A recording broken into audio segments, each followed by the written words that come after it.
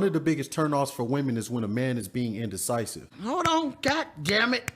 Oh shit. Whenever she asks you something, you can't make a decision, you overthinking everything. She's thinking to herself like, well, I'm indecisive and he's indecisive. It's like, what are we doing here? You're gonna turn a lot of women off and lose them before you even get a chance to meet them. Women are gonna look at you like, if he can't even make a simple decision as far as where we're gonna go eat, then why would I even trust him to make big decisions or even lead us in a relationship?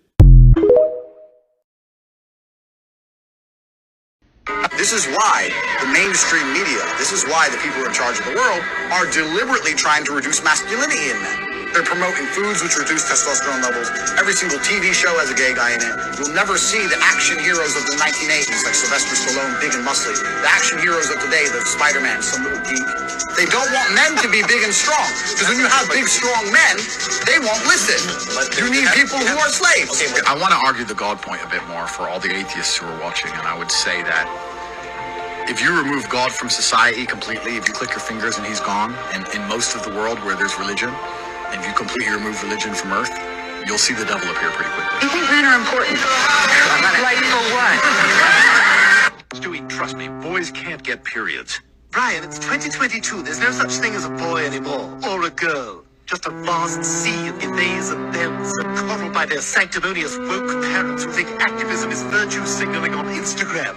If Martin Luther King would come back and see what they were doing in his name, he'd never stop throwing up. Women are interested in men based on 3 criteria. The first is their ability to signal resources. The second is intelligence. And the third is kindness. It doesn't matter how rich or how smart you are. If you're an asshole or you're not kind, people eventually don't want you as a mate. And unfortunately online, it's very difficult to signal 2 and 3, so you can signal 1. And when everyone has access to everyone, women who have a much finer filter for mating, because the downside of sex is so much greater for them if they get pregnant, so they have much finer filter. They end up all being drawn or expressing interest to a much smaller group of individuals. So what the dynamic is, you have 50 men on Tinder, 50 women on Tinder.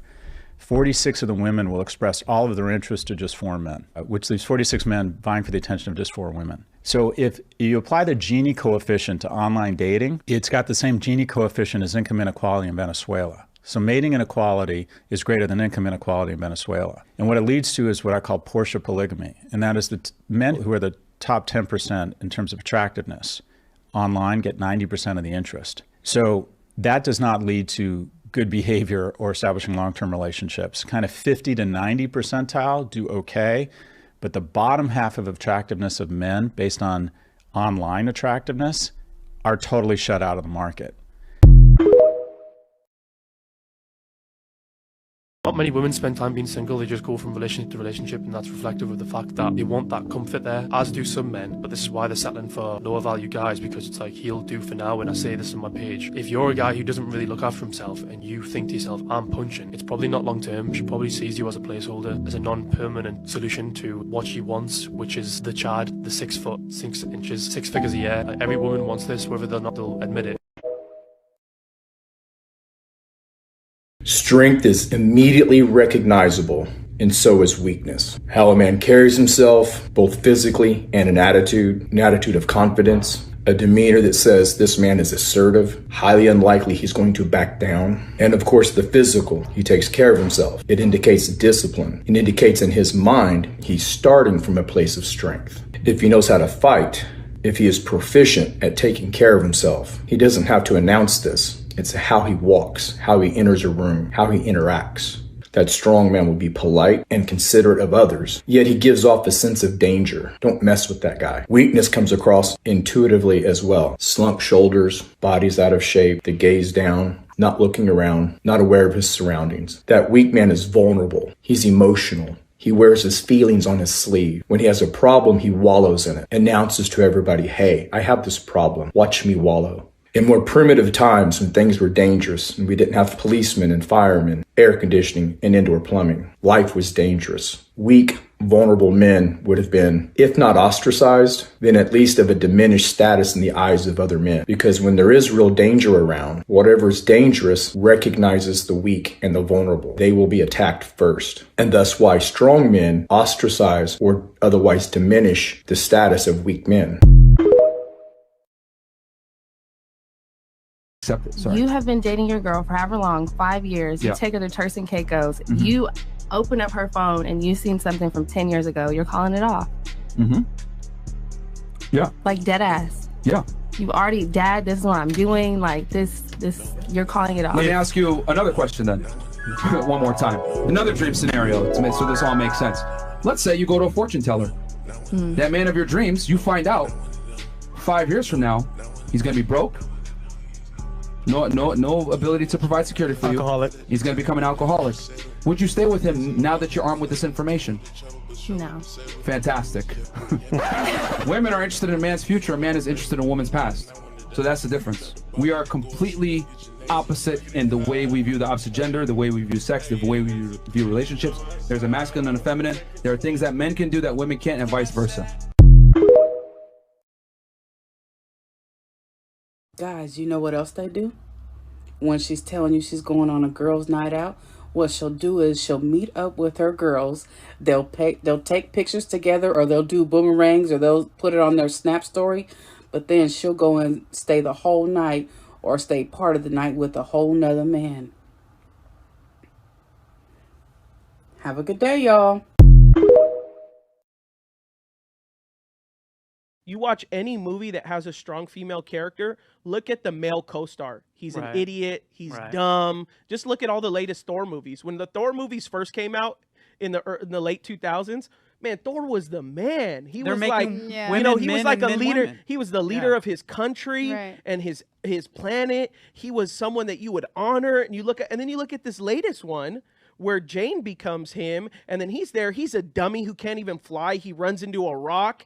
He can't even He's a stereotypical bimbo. Yeah, what we used to think of as a dumb blonde bimbo. That's what they made That's Thor now into. a man, right? So they made women men and men women. 100%. That's basically what's and going it's like, on. And now they've called it equal. So what do you think the agenda is? Do you think the agenda is trying emasculate men? That or equality?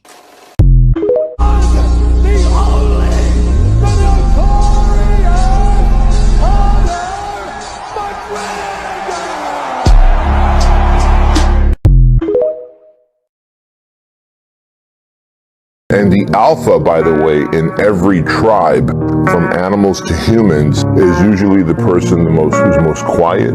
He's observing, he's looking to protect, he's looking to serve, he's looking to provide.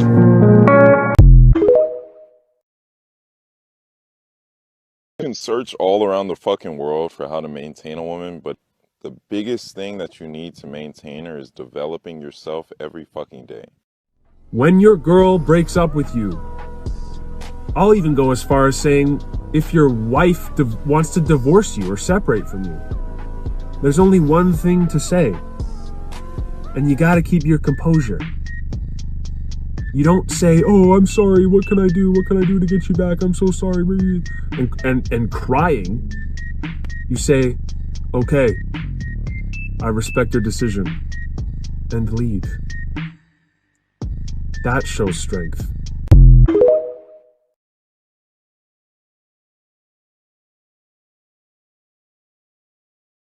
Every womanizer, every player, every guy juggling 3 broads at the same time is only doing so out of fear. Fear of being crushed by a woman. Because one day, back in the day, they weren't a player. They liked one girl, just one. And they gave it up to her, didn't they? And they gave it up to her, that's right. They gave it up to her because they're little romantics back then. And they gave it up to the girl they love. And what happened? They got rocked, or they got crushed, or they got destroyed, they got cheated on, or laughed at or something, and when they're finished picking up the little pieces of what was once their heart, you know what they said?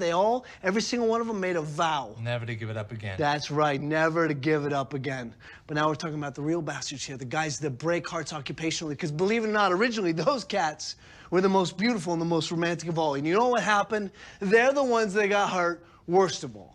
Because you never get over it. You know, God, no! You never get over it. Yes, you recover, but you never get over it. And what happened? When they all recovered, you know what they all said? They all said, "Okay, I see, all right." If that's how it's gonna be, I can play that way too. So you see that we are all responsible for the cycle of the vicious circle. So you're saying you're afraid? Absolutely. I ain't never get my heart broken again like I did when I was 16. He's he's better and not skinny as fuck and actually has something going for him. I think that the biggest motivation for all men across history, across time, is women, and heartbreak from women. So I encourage all men, if you're listening to me, I encourage you to go out there and get heartbroken at least once or twice. You will change the world. It will spark your mind. I promise you. The biggest motivation for me was somebody had, broke my heart. Just one person, one pill, one. I went sonic doom.